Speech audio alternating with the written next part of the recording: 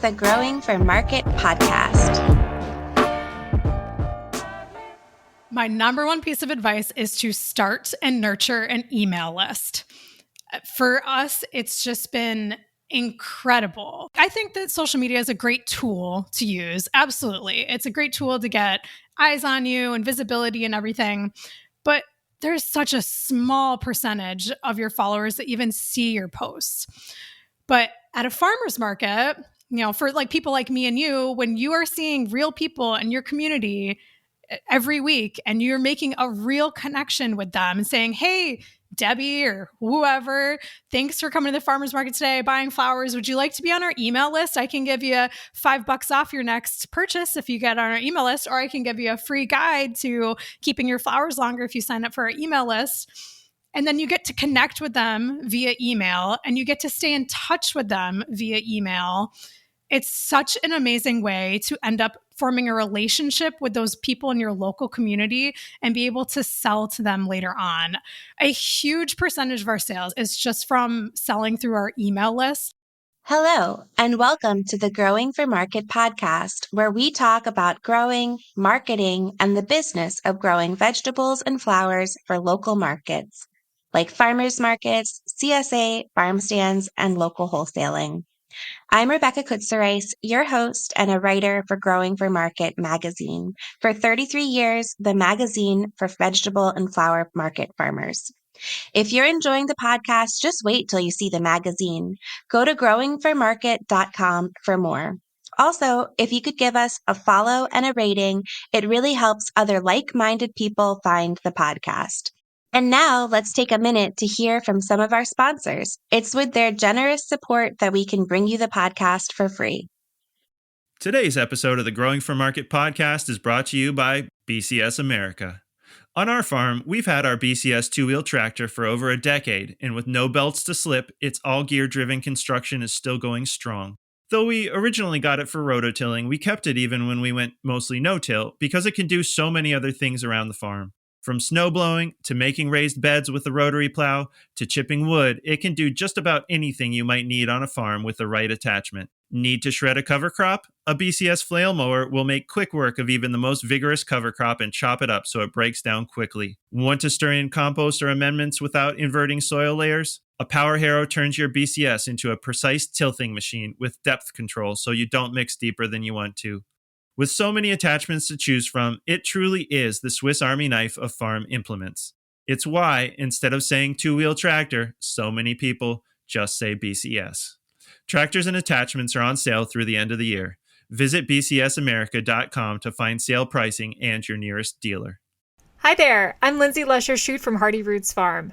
There are a lot of farm sales platforms out there, but there's only one that's cooperatively owned by farmers. That's Grown By, your all-in-one solution to simplify farm sales. From startup market farms to complex and scaled-up CSAs like mine, Grown By makes online farm sales easy and affordable. Built a beautiful storefront with our dedicated support team who have years of farming experience. They'll be with you every step of the way. Selling on Grown By is truly affordable. Setting up your shop is totally free, and you pay only when you sell. More than half of all platform and credit card processing fees are paid for by Grown By customers, helping farmers keep more cash in their own pockets. Grown By doesn't just make selling food online accessible to farmers.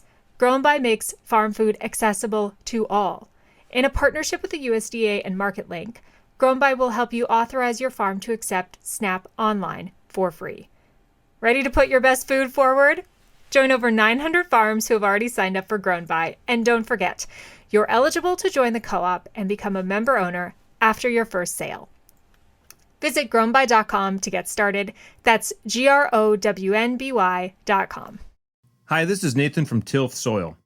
We are a worker-owned co-op in Cleveland, Ohio, making living soils approved for certified organic growing. Our mixes are based on NOP-compliant compost we make from the 4,000 tons of food scraps we keep out of landfills every year. Instead of throwing food in the trash, we respect farmers and the land by putting those scraps back into production as compost. Just like quality vegetable farming, it takes hard work and dedication, but the results speak for themselves. Get excellent germination, strong transplants, and help us feed people, not landfills. Try a free bag and check out our pre-sale for the 25 season at tilthsoil.com. Okay, I'm done. Play the jingle. I'm in my garden, the sun is shining, my plants are thriving in tilth soil. I'm here today with Jenny Marks. Jenny is the owner of Trademarks Flower Farm, a small-scale specialty cut flower farm located in the Finger Lakes region of New York State. I first met Jenny through the Association of Specialty Cut Flowers, where she's the Northeast Regional Director. Jenny actually helped plan a conference at my farm last summer. Jenny also offers courses and consulting on the business side of flower farming, and she's the host of the Six Figure Flower Farming podcast. Jenny, hi, and welcome to the podcast. Thank you so much for having me. I'm so excited to be here and just honored that you and Andrew invited me to be on. I love growing for market, and it's just like super exciting to be a part of it. So thanks. Yeah, welcome. We're trying to have more flower guests, and you're obviously awesome. So I'm really excited to chat. Thanks. So to get things started, can you provide some background about your farm business? Like, how'd you get started and what does Trademarks Farm look like today? I was really surprised to hear that you used to work for the USDA. We were just chatting before the call, so maybe you can tell us a little bit about that too. Yeah, sure. So I basically grew up farming, and I've been involved in agriculture my entire life and never really strayed too far off that path. I grew up farming with my family, working on a bunch of farms. I went to college for agriculture. I worked for state departments of agriculture and USDA after school before I started my own farm. And I don't know, I always wanted to work for myself, but I never thought that I could farm and make a living off of it. And actually, right before we hit record, we were just kind of talking about how livestock farming is really super difficult and really heartbreaking. And that's kind of what I grew up with. And everyone, my whole family, all the farmers I work for were like, never own a farm. It's way too stressful. It's way too hard. And so even though that's like what I knew and what I loved doing, I worked for agencies helping farmers instead of running my own farm. But eventually I got so frustrated working for the government and all the bureaucracies and stuff that comes with that. I discovered this idea of market gardening and, small scale gardening or farming, I should say. And there was like these little 1 acre farms popping up, and it seemed like these people were able to like make a decent living, which to me was kind of unheard of from farming. And so I was really fascinated by it and decided to really go for that. And fun fact, I actually started a vegetable CSA farm before flowers, but it failed because I had no idea how to find customers and how to sell things. And I find that selling kale was very difficult for me. And at some point, I kind of discovered flowers and was like, well, maybe I'll try that. And then just sort of fell into it and fell in love with flowers. And growing flowers is such a unique part of agriculture. And I think it opens up a lot of opportunities who really enjoy the lifestyle of farming, And so that's kind of how I fell into it. And I was able to start my business on the side and just grow it to a place where I could do it full time. And so now that's what I'm doing. That's incredible. Yeah, here you are. That's very interesting about the vegetable CSA. I didn't know that. I've been thinking a lot about vegetables lately, so that's good to know. And what does your farm sort of look like today? Like, how many acres are you growing? I know you have some hoop house infrastructure up there. Do you have employees? Mm-hmm. Yeah. So we grow flowers on 1 acre pretty intensively. So we are very much in that like market gardener style farm. We're very small, very specialized. We do have employees. I have one full-time employee who works full-time during our main season, which is like March through end of November. And then she works part-time during the winter right now. And then I have a couple of other part-time employees that help me with office stuff and then with field work. And then we hire like day workers, so mostly like family and friends to help with really big projects like dahlia tuber digging and things like that. But we have 3 main sales outlets where we sell to a farmer's market, a flower CSA, and we sell dahlia tubers. And because we're very small and very like focused, I would say, in what we do. We're very selective about what we grow. So we only grow about probably 12 different annuals right now. And our main staples are ranunculus, peonies, and dahlias. And we really settled on all of this, like doing the farmers market and the CSA as our main sales outlets, and then focusing on just a few crops by really like looking into the numbers and seeing what was working for us, what was earning us a large portion of our sales. And so we got very streamlined and efficient at growing fewer things than most like diversified small scale flower farmers would be. That's amazing. I love that you grow so few crops. I feel like so many growers, myself included, I confess we grow, dozens, if not like over 100 different varieties. So that's amazing that you've whittled it down to just those few. It's really hard to do for sure. I'd love to hear more about that process, really. Sure. So I don't know if you've ever heard of the 80-20 rule or Pareto's law, but it's this principle, this like Italian economist guy, very long time ago. I think his name was Vilfredo Pareto, in like the 1800s or something, discovered this like law of the universe where 80% of outcomes are usually produced by about 20% of causes. And basically what that means is 20% of your work produces 80% of the results. And this can be applied to a whole bunch of different things in life. And he kind of discovered this he's from Italy, and he was looking at the population and how wealth was distributed, and saw that 80% of the land in Italy was owned by 20% of the population. He was also an avid gardener, and he noticed that 20% of the pea pods in his garden contained 80% of the peas. And so Wow. it's this thing where I looked at the farm and saw that about 20% of our customers were making up about 80% of our sales, and about 20% of the crops we're growing, even less than that actually at the time, was making up about 80% of our sales. And so we just looked at those few crops that were really performing super well for us and really, really leaned into them and just kind of cut a lot of the other stuff out of the picture, which has really led to us, we've focused our energy on identifying the things that produce the result that we want and just really focused on doing those things. And so that's how we ended up in this situation where we don't grow that many flowers, but are still getting a really good result from it. That's incredible, Jenny. I feel like I need to take the knife and make some of those changes. I love that 80-20 rule. That's really interesting. So I know you've said that ranunculus are maybe your biggest crop, or at least one of your biggest crops, right?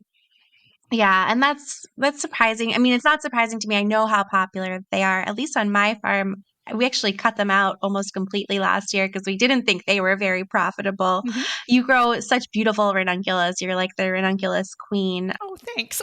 For us, I know we definitely struggle with like some low yields on our ranunculus, and I know some people just kind of have trouble with this plant. Obviously, it's making money for you if it's one of your, only few that crops that you're growing. It's one of your 20%. So, what tips do you have for us for growing really good, really profitable ranunculus? Yes, I love ranunculus at my farm. They make up about 25% of our farm's overall sales and about 30% of our farm's overall profit, which I think is like pretty significant for one crop. But this is the interesting part. By the square footage, it's not the most profitable crop that we grow. However, looking at it from like a volume standpoint, because here, at least for me, early spring, the demand for cut flowers is like insatiable. And then after like June, we have like a huge summer lull. In the fall, it kind of picks up again. But in the springtime, when those ranunculus are blooming, we just have so much demand for flowers that we can sell so much volume of them. So that's part of the reason why they're so profitable for us, is just because of the volume we can sell, not necessarily by the square footage, which obviously by the square footage, we are making money on them, but not as much as like I would say like snapdragons or some other things where we get really, really high yields by the bed. But I think it is a tricky crop to do profitably, and you have to get really dialed in with your growing methods, like the actual techniques that you're using to save a lot of time and money with the production. And then also, I think timing is really important. So, as far as production goes, planting early is really, really key for us. We start our ranunculus in fall in high tunnels. Usually, our first succession goes in the ground right around mid-November. And then we do several successions throughout the winter, usually about a month apart.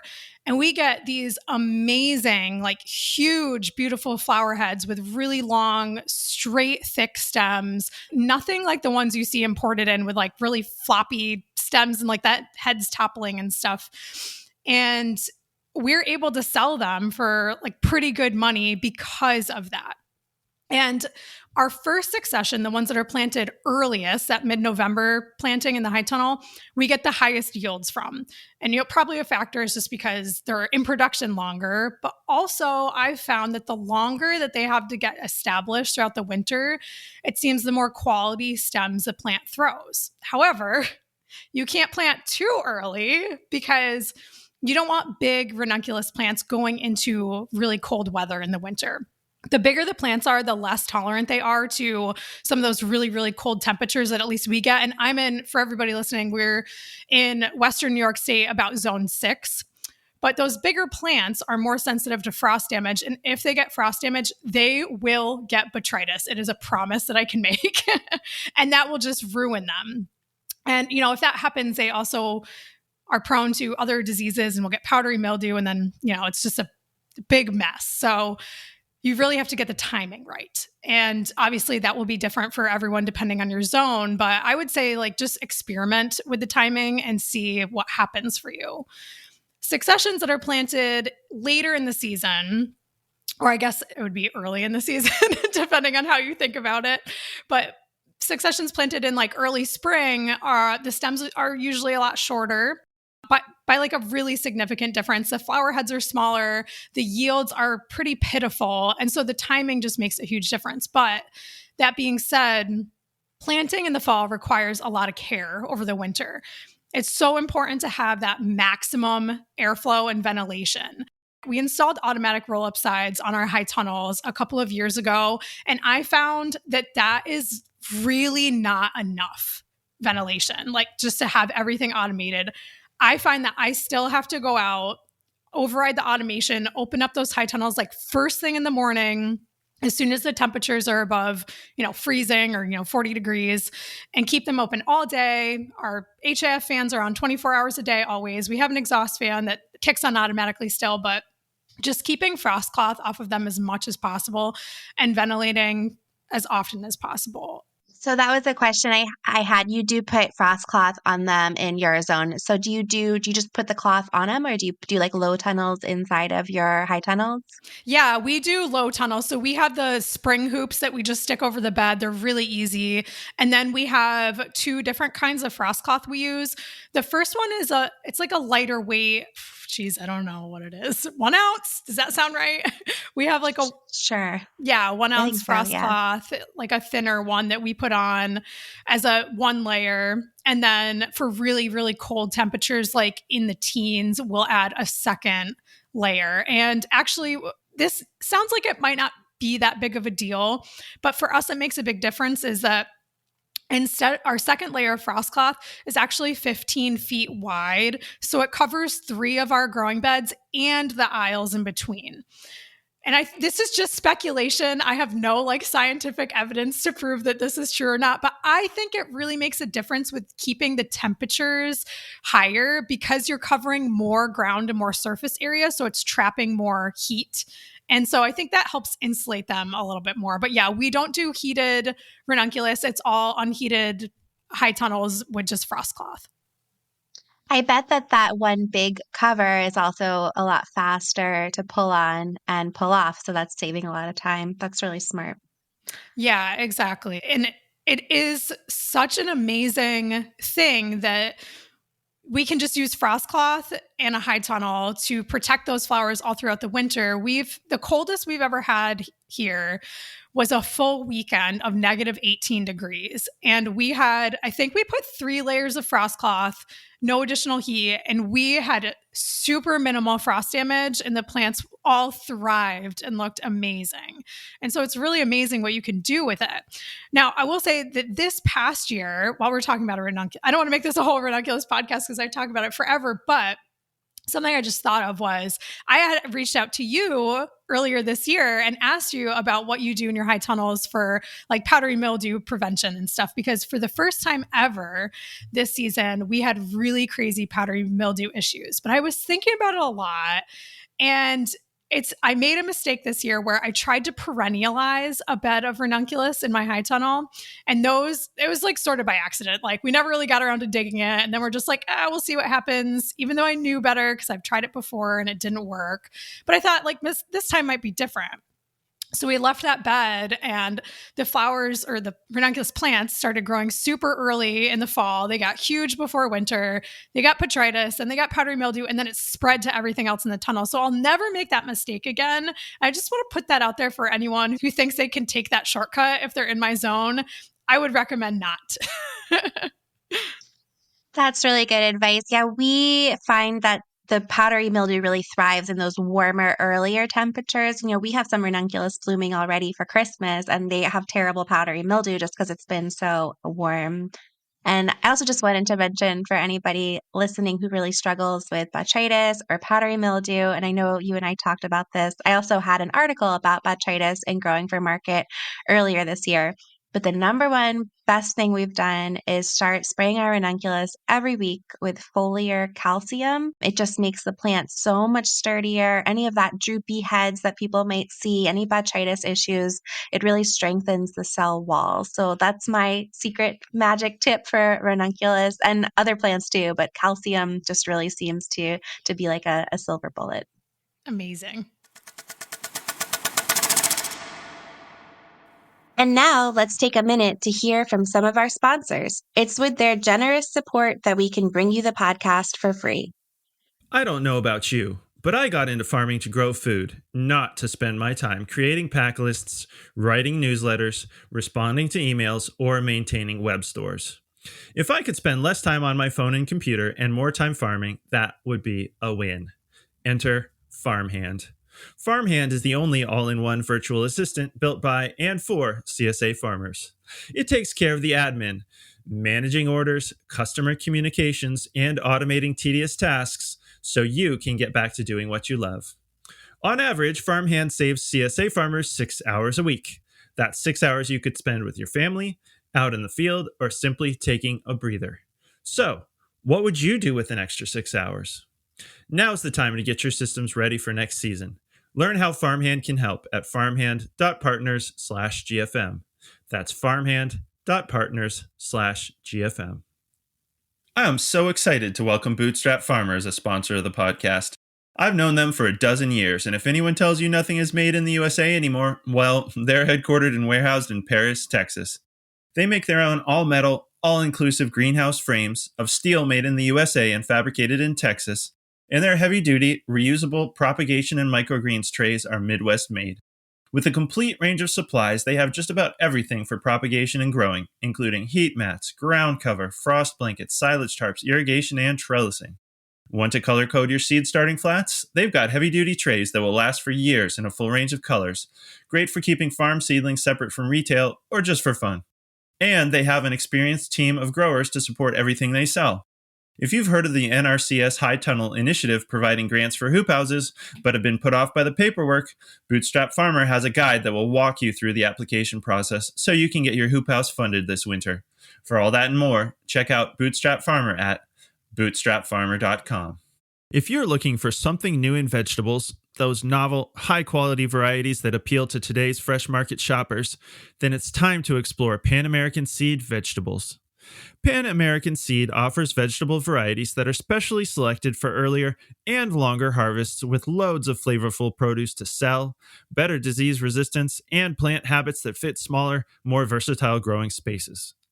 To help make your choices for vegetable programs easier, Pan American Seed has grouped its full catalog assortment into 4 categories using easy-to-identify symbols. There's basket bites for trailing vegetables, patio picks for large containers, ground breakers with in-the-ground plant performance, and finally, kitchen minis, which are compact tabletop herbs and veggies for small space growing.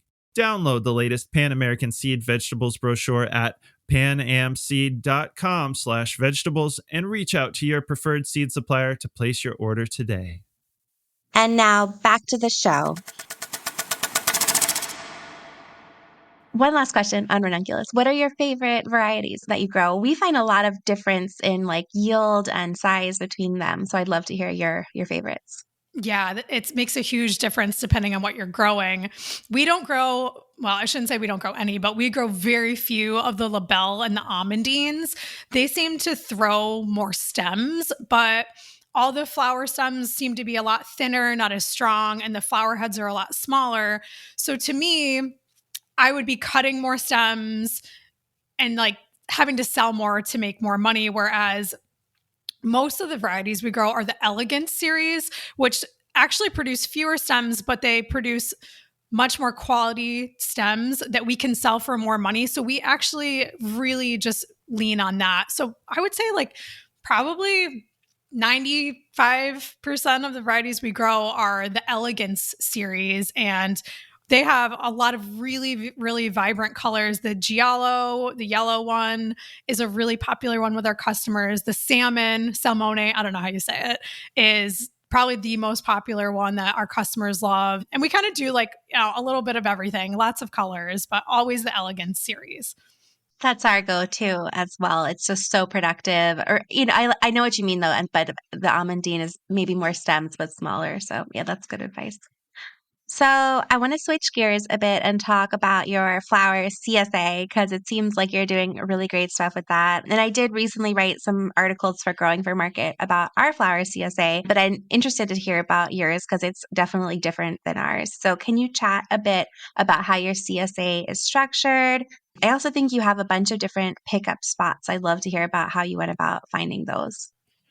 Yeah, so our flower CSA is broken up by months. So you can sign up 1 month at a time or for the whole season. So currently people can sign up for May, June, August, or September, or the full season, which is May through September.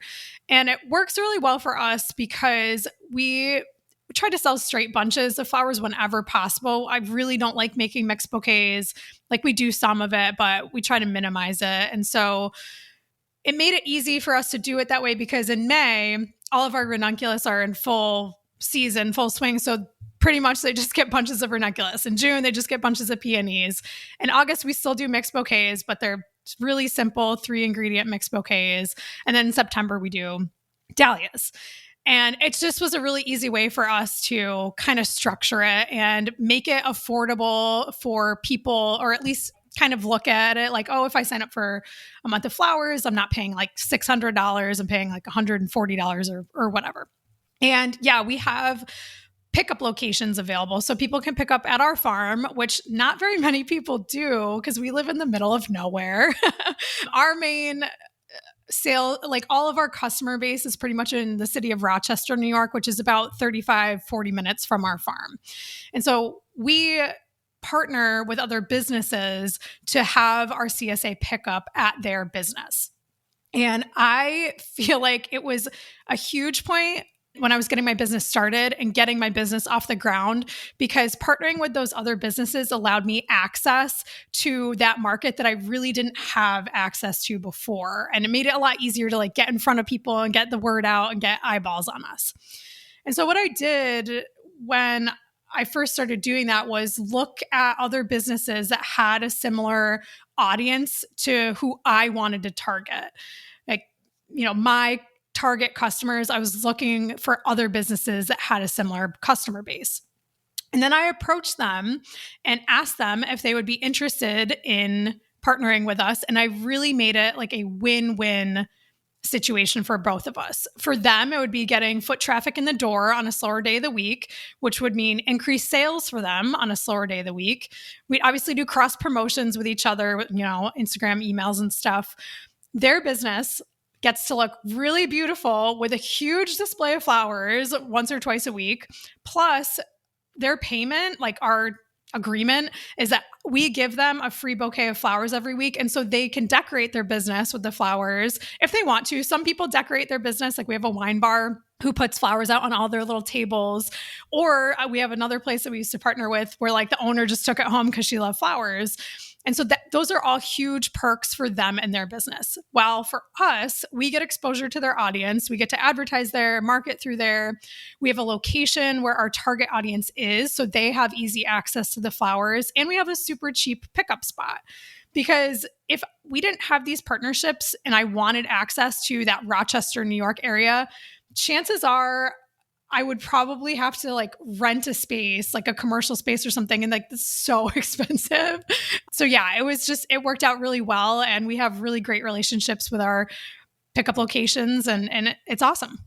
That's great. I will say that is very similar for us in terms of the pickup locations. I think your point, it can be a really great way to kind of launch the flower farm by partnering with some other established businesses. Something I talked about in my article was kind of the motivation for running a flower CSA. So I see a lot of newer growers kind of starting a CSA just because it's a way to sell their flowers. There's a very low barrier to entry, but it's also kind of stressful. You're essentially in debt to your CSA members. For our farm, it is a great midweek outlet, right? Because our farmers markets are on the weekend. So it helps us get flowers out earlier in the week. I was curious kind of what your reasoning is for running a CSA, especially as you're our kind of business expert here. Yeah, that's exactly what you just said is the reason why we decided to really focus on the CSA. Well, first of all, I guess I shouldn't say entirely, but I came from a vegetable CSA background. I worked on a vegetable CSA farm for a number of years before I started my flower farm. And so I was already like really familiar with that business model. I knew how to run a CSA. I had like done that before. And so I was actually pretty comfortable with that whole like model. But also, flowers are so insanely perishable. A lot of them, you have such a small window to harvest them and get them sold. So if you only have outlets on the weekend, like you potentially are throwing away a very large pile of flowers. And, you know, with a lot of flowers we sell now, like with ranunculus and peonies, it's not really the case. Like we can hold those in our cooler and they'll last a really long time. But with things like dahlias, a dahlia that you harvest on Monday is not going to be good to sell that following our farmers market is on a Sunday. And so having a midweek pickup, our CSA pickup is on Wednesdays, allows us to get those early harvests in the beginning of the week sold and out the door. And so it is something strategic that you need to think about when you're setting up your business models, that if you're just getting started and you want to sell flowers, they are so crazy perishable. You have to get them picked and sold as fast as possible, and thinking about ways that you can do that as you choose your sales outlets. That's great advice. So we talked about your CSA and a little bit about your farmers market. And I know that you mentioned another big outlet for you is your dahlia tuber sales. I really wanted to hear a little more about it. And if you have tips for people, I know a lot of us are trying to sell like bulbs and roots. I know we did a very small peony sale this year. We did like 50 orders, and because it was so different than the workflow of harvesting flowers and making bunches, it was super inefficient and just like putting the roots into the boxes. I was just curious kind of what tips do you have for people who want to maybe do like a bigger scale tuber or bulb sale like that? Yeah, so one of the reasons we do a tuber sale is because it gives us and our employees work to do over the winter time. And so like a lot of farmers don't want to farm over the winter time, and I totally get that. But when you have employees, you really are working for them. And I feel indebted to especially my one full-time employee, Rebecca. She's amazing, a godsend. And I like really want to help her make this like a career. And so doing the tuber sales and really focusing that work over the wintertime when there's less things to do makes it a lot easier. And we batch our work with our dahlia tubers, which sort of happens naturally, but we also really work hard to make that a thing. So when we dig our dahlia tubers, we do the whole thing, dig, clean, put them away in storage in like 1 week, like less than a week, like 2 to 3 days, probably 2 days, with just like 2 to 3 people. And then they just sit in storage until we go to divide them. And then we have 2 weeks over the winter where we take them all out and we divide them all at once.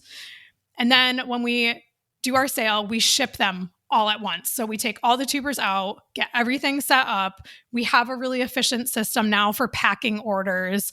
We've kind of got it down to a science now because we've been doing it for a while.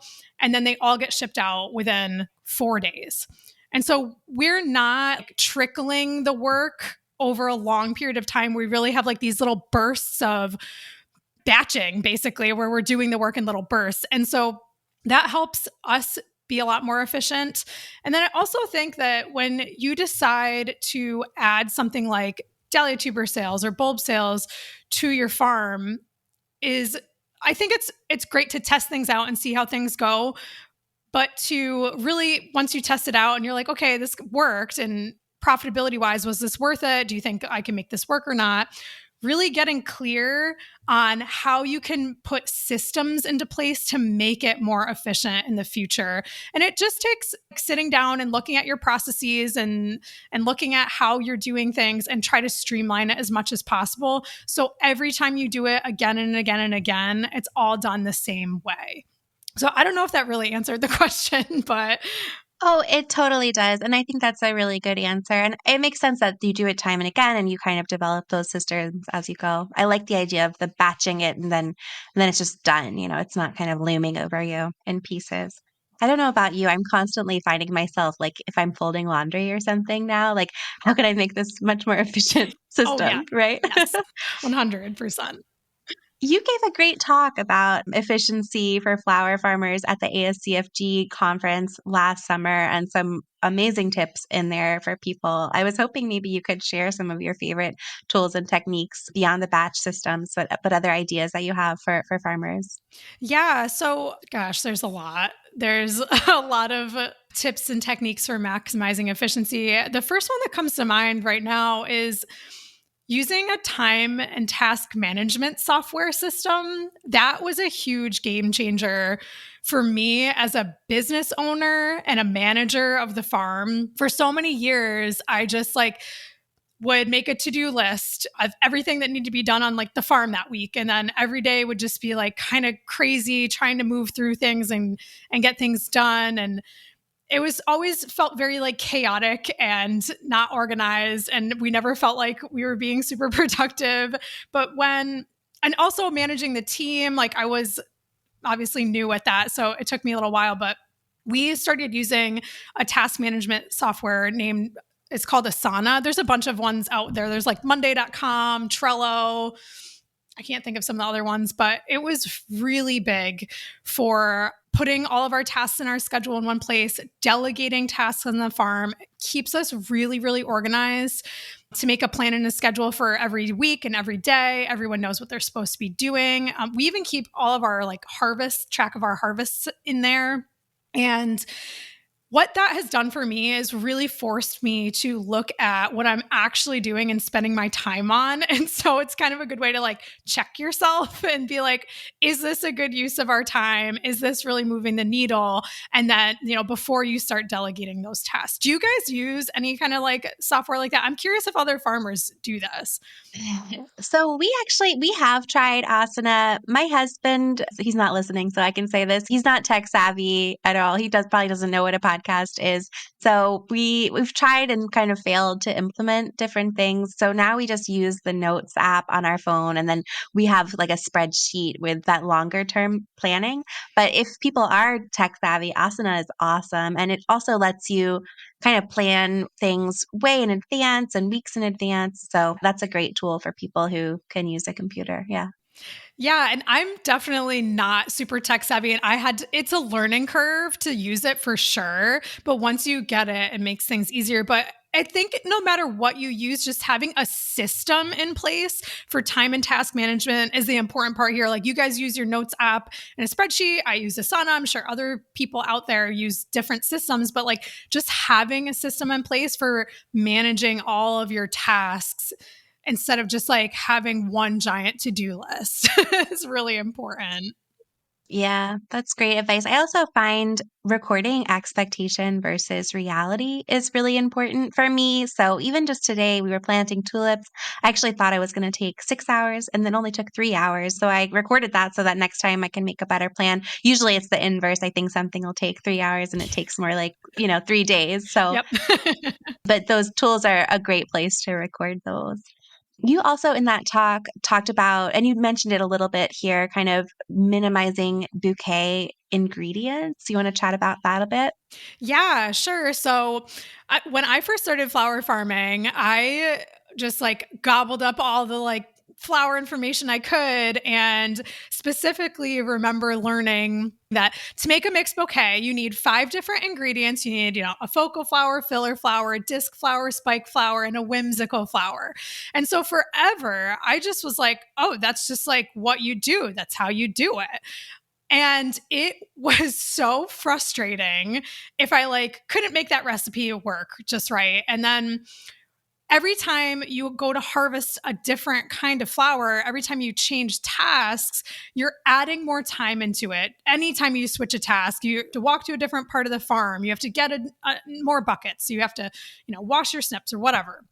And then when you are physically making bouquets with that many different ingredients, you're having to pick up so many more stems and so many, maybe not more like number of stems, but different varieties, and going down like your little assembly line.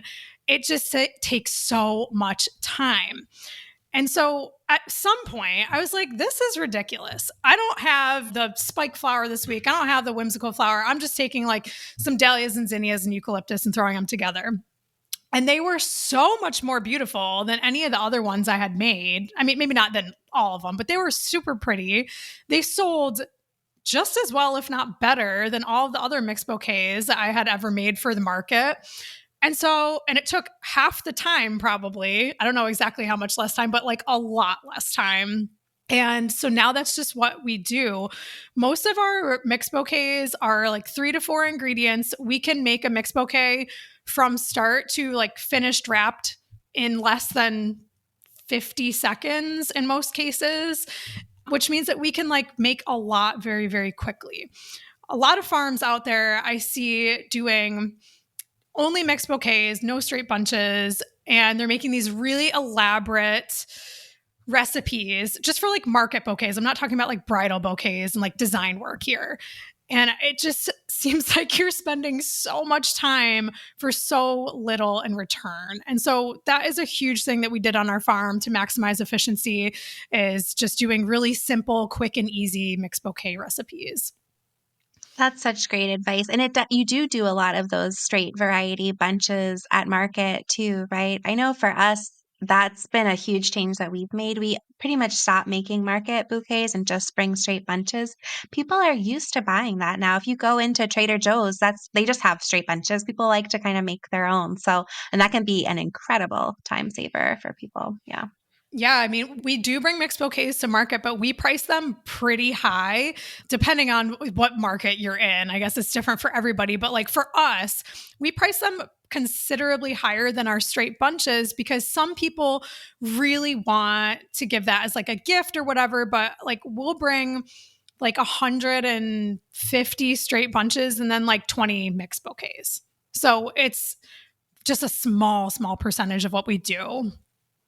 That's great. And it can also make your straight bunches kind of seem like a bargain when you price your Exactly. mixes that high. Yeah, we price our mixed bouquets really high too. So that's great advice. Yeah. How is the farmers market going?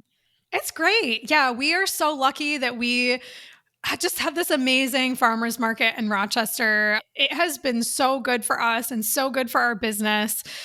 We love it. It's really great.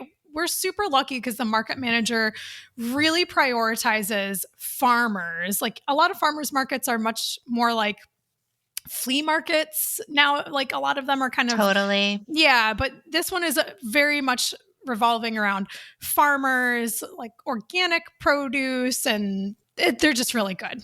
They love us farmers, so they're good to us. That's great. And do you attend that yourself or do you have employees work it? So I attend it once in a while, like I'm going this Sunday, but no, normally I have a full-time employee. My girl, Rebecca, does that for me now. So that's really her thing. When I brought Rebecca onto the farm, I knew that I didn't want to keep going to the farmers markets forever. For years, it was just me. I just went by myself, or I had to help her come with me sometimes. But I realized that I couldn't continue to keep doing that, and that pretty much anybody can take money at a farmer's market, but not everyone can like reprogram the irrigation system or like put new plastic on a greenhouse. And so I kept finding when I was at the farmer's market, I was like, there's so many tasks that like my expertise is required in at the farm that I can't really train someone else to do. Whereas I can train someone to do farmers market sales, and I can train them to be really personable and train them in sales and train them to upsell. And so that's what I did. And so Rebecca goes to the farmer's market for me almost every single Sunday, unless she has like an obligation or something. And I know a lot of farmers say that they don't feel like they can let go of going to the farmer's market themselves. And I really understand that. But for anybody out there who feels like it's starting to negatively impact like their family life or work-life balance or anything like that, I would really encourage people to look into trying to find somebody that could maybe fill that role for you. That's great advice. And especially, I know for us, one of our three farmers markets we've now delegated to someone. And it sounds like, at least for us, if we have the same person going every week, they do develop that kind of relationship that you used to have with the customer. And especially that they work on the farm too. That's amazing. So Rebecca must know a lot about the flowers and kind of what's going on the farm. So that's perfect. Yeah, she's now a face of our business. Like I used to be the face of my business, but now she's really a part of that, which is really cool to have your business like not be so dependent on you and to like welcome other people into it. It's a really cool feeling. Absolutely. Oh, that's great. You mentioned work-life balance a bit. I'd love to chat a bit about that. You have a very sweet baby. I actually met, it's a little boy, right? A baby boy. I Yeah, met his name's him. Owen. Yeah, he's Owen. Yes, he is so cute. I'd love to chat about the, transition to parenthood and, how that's kind of going. It's a lot to balance farming and being a mom and the business coaching that you're doing. Yeah, it's a lot. I am not an expert on this topic at all. I just feel very lucky to have amazing help on the farm. Like my employees are godsends. Like the farm would not exist without them. I do very little like day-to-day work on the farm anymore. She really does like all the harvesting, the transplanting, the processing, going to the market for us, delivering our CSA. And so I'm able to spend more time with my son and really focus on some other projects that I have going on. But it's really hard. I don't have any really good advice for someone other than to like get help. And another thing is I was very cognizant about when I was younger, I knew that having children was going to be like a very big responsibility. And I made sure this was my choice, was to make sure my business was really established before I had children. Me personally, there is absolutely no way in heck that I could be starting a business with a son right now. Like having this like small little family and the idea of like starting another flower farm is so scary to me. I know people do it. I feel like you and Mark have kind of done that. Yeah, we did it. Yeah, our baby was 5 months old when we moved out here to start the farm. So, yeah. How? How? Craziness. I know for us, it's like we farm all day and then at night, it's like we're taking care of the kids. So it's kind of like there's very little break. How are you getting self-care moments in, kind of moments alone or with your husband? How's that going? It's kind of a struggle right now. I feel like since Owen was born, it's kind of gone in waves. Like there's been periods of time where it's felt like pretty good and like really, really manageable. There's been other periods of times where it feels really overwhelming and not manageable. And so we're still trying to figure that out. And the biggest thing is getting outside help. So we hired a part-time babysitter to come and watch Owen 2 days a week. And just that alone has been like amazing. And, we're kind of looking into like some other childcare options and stuff. But for me, like getting up early before anyone else is awake has been really good for me mentally to just have like some quiet time, quiet moments. I have been like getting up early before people are up in my house. I've been staying up late after they go to bed just to like get some quiet time. Like I love people and I love talking to people, but I'm also like very introverted in nature. And I really need like quiet alone time to decompress and just sort of feel happy in my brain. And so that's how I've been doing it. That's smart. I like that. I wish I could wake up early. It's not a strength, but yeah, It's but that's really, hard. and Owen is still pretty young, right? He's like under 2, right? So Yeah, he's 18 months old right now. yeah, so you're still very much in it. So I promise it does get a little bit easier, although you start to lose nap time and that it brings a whole host of other problems. But Oh, nap time? If we didn't have nap time, the farm would be on fire right now. Like, yeah, I have utilized so much nap. And it was, when Owen was really young, before he was walking, I got so much work done because he just like laid in my arms and I just like type away on my computer and like carry him, wear him around the farm and everything. But then as soon as he started walking, I was like, oh my God. And now it's just totally different. And so thank God for naps. And he's such a good sleeper and a really good napper. And so we're super lucky. He's a very, very happy kid too. So we're just super lucky and blessed to have him in our lives. He's the best. We love him. that's great. Yeah, he's super cute. And your husband, does he work off farm? Is that right? Yeah. Yeah. My husband actually works for another farm. Wow. Wow. Yeah. Okay. Yeah. That's It's kind of intense. funny. We've like talked before about Matt coming to work on the flower farm, but it's just not his thing. It's just not what he wants to do every day. It's not like within his zone of, it is within his zone of genius, but he is so valued at his job where he is right now. And he does such amazing work for this other farm. It's really cool to see him like flourish there. And yeah, I don't think he definitely helps with our flower farm all the time. He's a key component of the flower farm, but he doesn't want to be full-time here. And that's totally okay. Yeah, that might actually be ideal, speaking as someone that is running the farm with their spouse. Yeah. There could be challenges. I could see that. So, in addition to your very successful farm and mothering and dahlia tuber sales, somehow you're on the ASCFG board. Wow. And you're also doing kind of a side business doing coaches and courses for flower farmers, right? Yeah. Yes. So I feel like I've bitten off more than I can chew right now, but it's all working somehow. So we're doing good.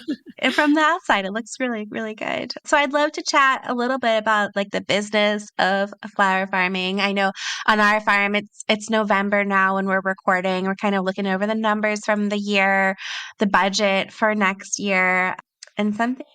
I'm just curious about. So I hear people like throwing out numbers like we should have a 30% budget for labor, for example, or the farm should be 20% profitability. Something I'm really curious about is like if you could have like a cost of goods sold for a flower farm. I'm thinking pretty much on your Schedule F, for example, like your supplies line, and then that like plants and bulbs and seeds line. I'm always curious. I feel like we're spending so much on those two things for, fancy varieties, fancy seeds that catch our eyes. What do you think is like a reasonable budget if we're going to think about that like cost of goods sold for the farm? So I think that there's really no one size fits all target number for any farm. Like every farm is so different. And though I really think that those targets, like 30% on labor, 20% of cost of goods sold or whatever, I think that those targets are useful as like a starting point, especially if like you're just starting out. But it really depends on like your scale and your stage of business and your business model, and your budgeting is like a huge one. So we could talk about that. And for me personally, I probably spend about 10% of my total farm budget on seeds, like bulbs and tubers and corms and whatever and seed. And then about like 10 to 15% on supplies and inputs for the production of flowers. And then I spend about 30% of our budget on labor. And so I think that those are like common percentages for a lot of farms in like our size. But more importantly, I think it's really important to make a budget and stick to it, especially when we're talking about like those fancy varieties and stuff. And we're flower lovers. We love flowers, like fancy new varieties like catch our eyes and are super interesting. And I know I get caught in that shiny object syndrome bucket from time to time, but I try to be really strategic about choosing the varieties that we grow and trying to just like pick the tried and trues and stick with it if I can. And the key to that, I think, is understanding your customers. And that's going to be different for everybody. Like my customers, for example, obviously they love ranunculus. They buy tons of them, but they're totally unwilling to pay like $9 a stem for cloney ranunculus. And so I would love to grow those varieties, some of them, because they're gorgeous and amazing. But I'm always keeping my customers in mind when I go to purchase something. And so that's why we grow the elegance varieties of the ranunculus, because they're way more affordable. And quite honestly, my customers can't really tell the difference. And like same thing with like some of these dahlia varieties or peony varieties. Like my customers couldn't tell the difference between that slightly different shade of pink of the brand new pastel elegance peony or whatever versus one of the other peonies I already have. And so like everybody's customer base is different. Like your customers, maybe the thing that sets you apart is having those fancy new varieties and stuff. If you can make the numbers work for you, then go for it. But I think in general, us flower farmers we need to rein in the spending on the fancy new varieties. And, you know, when you see pictures on Instagram, I bought some dahlia tubers this year. I did like a big dahlia trial and I bought some varieties that online, they look so amazing. And then like I trialed them and I was like, these are nothing special. And so I think it's good to always try new things, but like within reason, if that makes sense. So it's really individual and really depends. Like, it's just so dependent. Like I have a friend who runs the farm basically by herself. Like she has a little bit of part-time help for weeding or whatever. And she does mainly weddings using flowers from her farm. So her profit margin is going to be like way higher than yours or mine because she doesn't have that hired help. Anytime you have employees, it's going to be most likely going to be your largest expense in your budget. But some people have no desire to have employees and they're totally okay having a small farm and doing the work themselves. And so the numbers are just going to be vastly different depending on scale and all that kind of stuff. That's a really good point. I will tell people, in case anyone heard your 10% on seeds and bulbs, ours is a lot higher than that. So if other people have shiny object syndrome, I think it's probably more like 20%. But I will say that, I mean, we do have a really high price customer base. They really do want those weird things. So that's part of that too. But 10% I think sounds really good. Yeah, I think part of the reason why mine is probably that at 10% and not higher than that is because we grow so few varieties. And I really stick to like tried and true. I know this works. I know my customers love it. And so I'm not buying a ton of different seed because we're growing all these different flowers. Like we're growing a small variety of flowers. And so when you buy in bulk of one thing, it's cheaper to do that as well. And so I think that's probably a small factor in that also. Definitely. And as you grow more of it, yeah, that makes sense. So you have this business doing business of flowers. You're also on the ASCFG board. So I feel like you have kind of a great overview of the industry. From my perspective, at least in my area, there's so many new flower farmers, which is awesome. But I also see a lot of them kind of not lasting. I'm really curious kind of what you think are some of the qualities or, secrets to the success of the growers who are making it to year 5, year 10, and kind of sustaining their business. Yeah. So I think we all know that flower farming is kind of like trendy right now and it looks very fun. But a lot of people are just incredibly naive about the workload involved in getting a business off the ground, but especially a farm. And I think a lot of people want the joy and satisfaction or reward that comes with growing things and producing flowers. But a lot of people are very naive and not prepared to be open to the parts of entrepreneurship that comes with owning a farm business. And so I think a lot of these farms that get started and don't make it into year 5, 6, or whatever, a lot of them probably discover that they really just want a flower garden and not the business part of it, because when you have a business, it adds a lot more factors to it. But the people that I see that really succeed, like I teach an online course, I have workshops. And so I see a lot of people coming through that from all different backgrounds with all different kinds of traits. And it's really interesting to see that the people who really succeed and take off and stay in it for the long time usually have, one, worked incredibly hard at something in the past. Maybe not necessarily at farming, but at something, and really love like taking on challenges and probably physical labor as well, and have at some point in their life really given their all to something. And more these days, I think that's really rare. Just from where I live, it seems like a lot of kids growing up are not like working as much or not finding jobs. And so being like fully invested into something in the past and working incredibly hard at that. Another trait is not being afraid to make sacrifices in the short term for long-term goals. In my experience, and I would say, I don't know, you can tell me what you think, in most farmers' experience, that startup phase when you're just getting your flower farm off the ground is incredibly intense. For me, it took all of the energy that I had, every free moment of my life. It was really like I had to be like obsessed with it to make it work. And maybe I know that's not true for everyone, but I think for most people, it probably is. Definitely true for us. So, yeah. Yeah. Would you say, like, just from talking to other flower farmers, that seems to be what I hear from people? Would you echo that? Would you say that's true? Definitely. At least for those first 3 years, it was really all we thought about, all we talked about. It was, and Mark, my husband and I definitely both have kind of that obsessive personality. So, yeah. Yeah. I just think it's really hard, and not a lot of people talk about it. Like on Instagram all the time, people are like, you can make so much money on your flower stand selling zinnias. And it's like, well, you could, but it's not just growing flowers. There's so many more things to it, and it's really, really hard. But just because it's hard doesn't mean that you shouldn't do it and you shouldn't pursue it, because it's so rewarding. Like, I love what I do. I love flower farming, and like there are parts of it that are awful.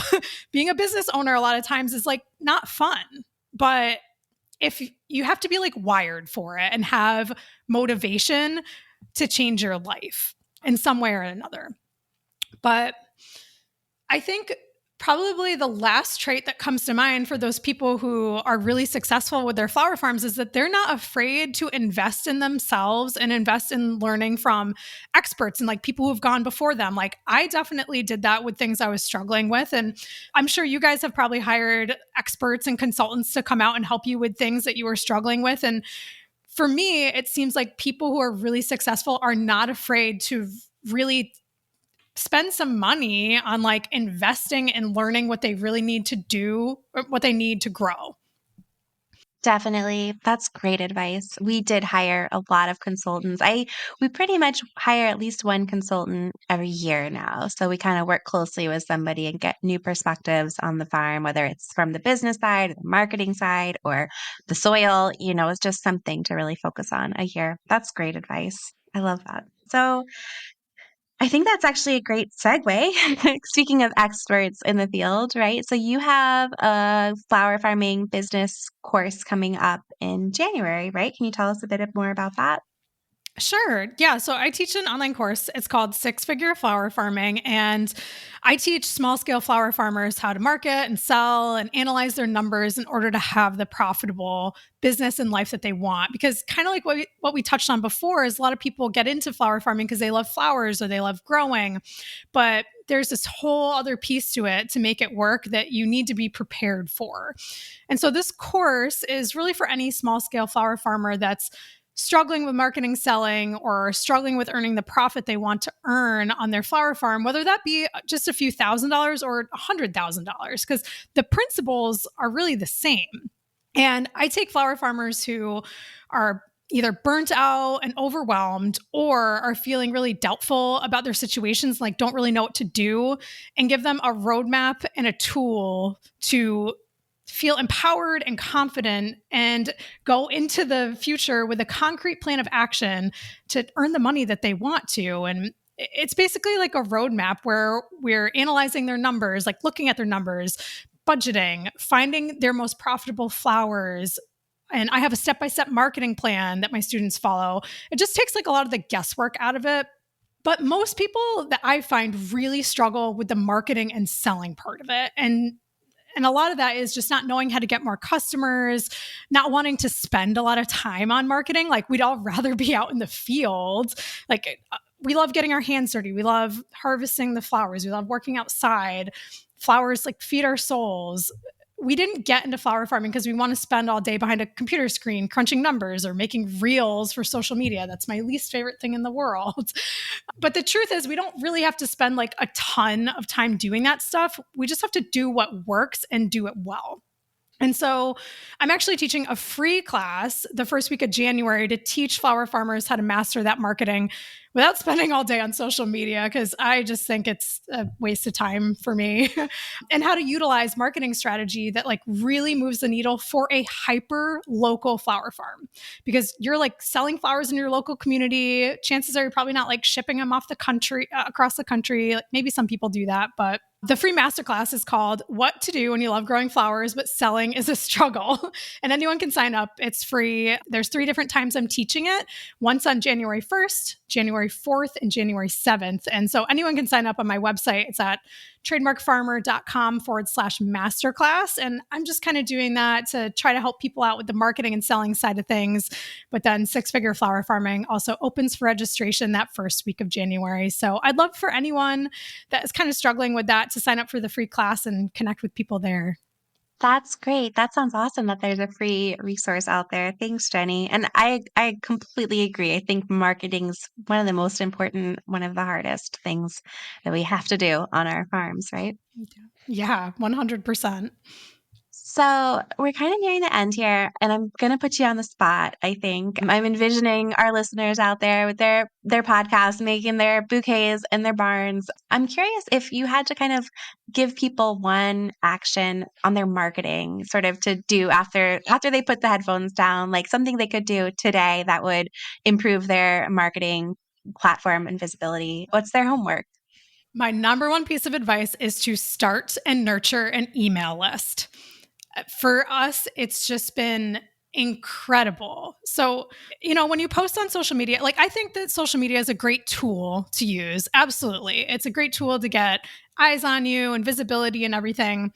But there's such a small percentage of your followers that even see your posts.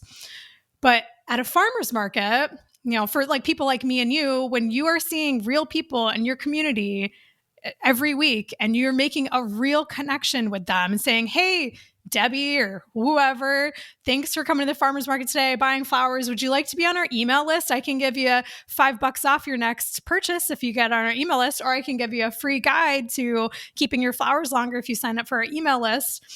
And then you get to connect with them via email and you get to stay in touch with them via email. It's such an amazing way to end up forming a relationship with those people in your local community and be able to sell to them later on.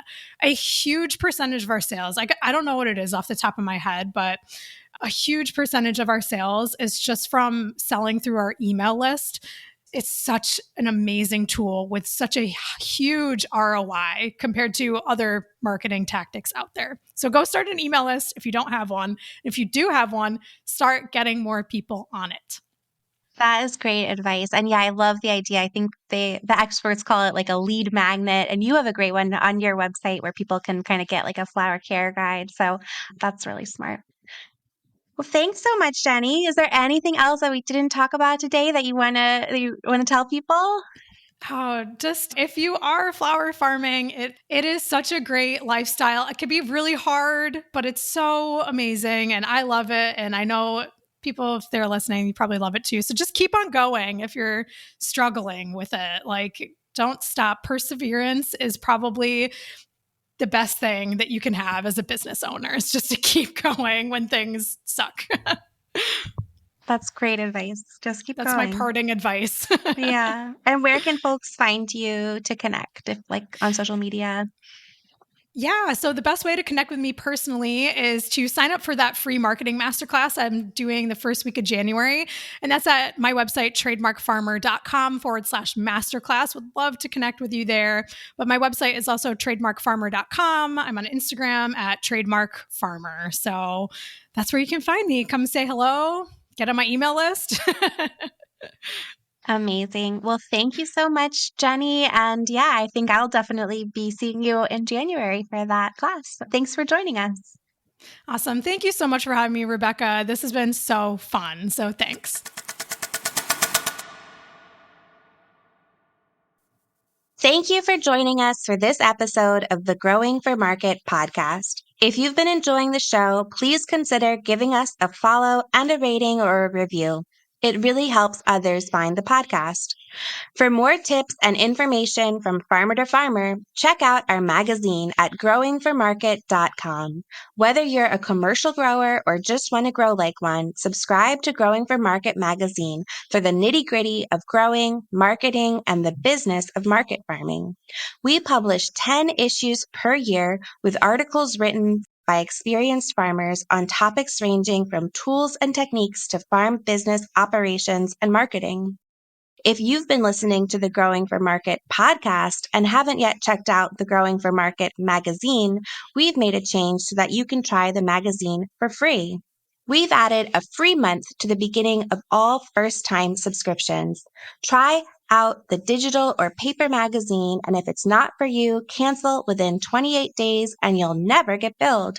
With digital subscriptions starting at just $39 per year, you get a year of the magazine, plus over 150 back issues from the last 15 years. Head on over to growingformarket.com and subscribe today to benefit from over 3 decades of writing by farmers for farmers in Growing for Market magazine.